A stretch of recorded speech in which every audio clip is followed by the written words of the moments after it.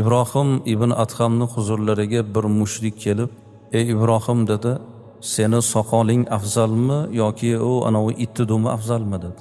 Haqorat gapda, to'g'rimi? Ulug'larning javobi ham ulug' bo'ladi, o'zini bosadi.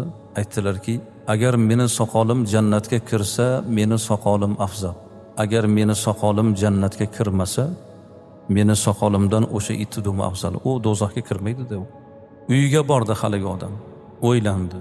Men bunga beodoblik qilib uni g'azabini qo'zg'amoqchi bo'ldim, lekin u g'azablanmadi. Menga qattiq gapirmadi ham, meni haqorat qilmadi. Men unga nodonlik qildim, u menga nodonlik qilmadi.